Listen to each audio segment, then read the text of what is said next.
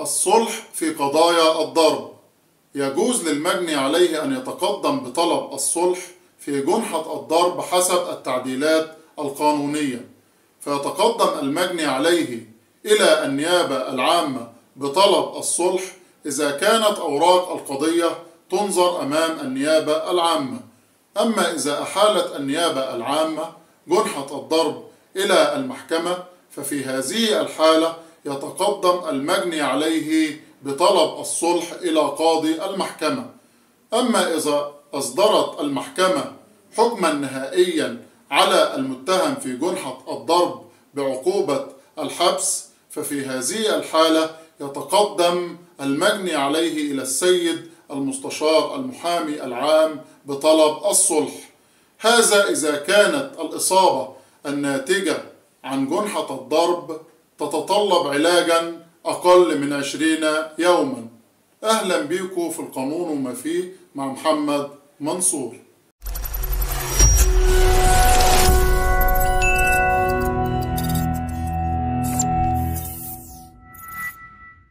بعد نشوب نزاع بين طرفين يتعدى أحدهما على الطرف الآخر بالضرب باستخدام أداة محدثا به الإصابات الموجودة بجسده، قد يتوجه المجني عليه لعمل محضر بقسم الشرطة ضد الشخص الذي تعدى عليه بالضرب، لكي يتمكن المجني عليه من خلال هذا المحضر أن يحصل على حقه بالحصول على حكم بالحبس ضد هذا المتهم من المحكمة إذا تمت إحالة أوراق القضية إلى المحكمة.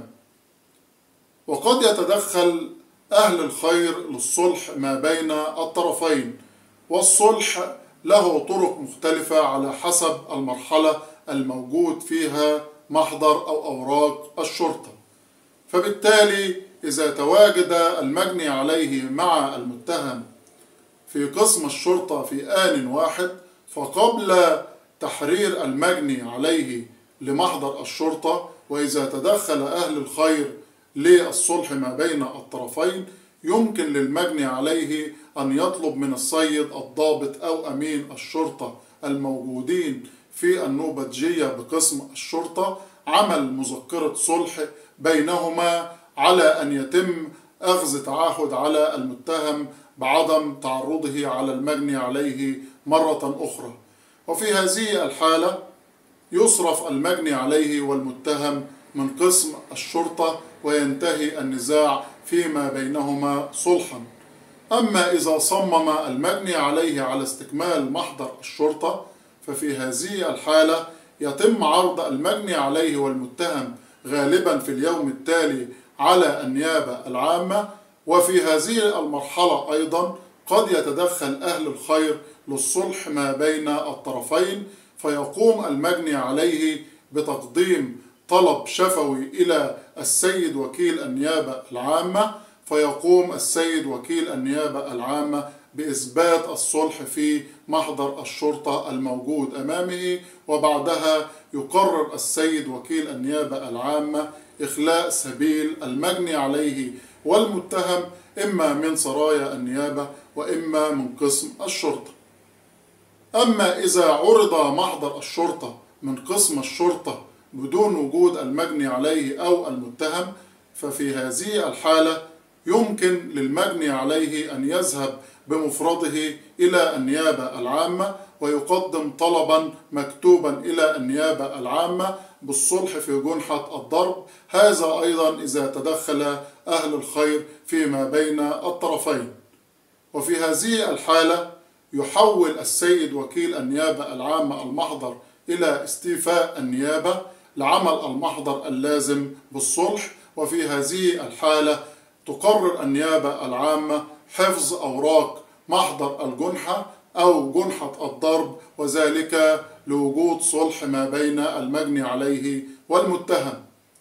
أما إذا أحالت النيابة العامة جنحة الضرب أو أوراق جنحة الضرب إلى المحكمة في حالة عدم تصالح المجني عليه في هذه المرحلة، يمكن للمجني عليه أن يتقدم بطلب صلح في أول جلسة يحضر فيها في المحكمة، ويتصالح ويقدم الصلح في محضر الجلسة ويوقع في محضر الجلسة أمام قاضي المحكمة بالصلح، وبالتالي تحكم المحكمة بإنهاء الدعوة أو القضية صلحا.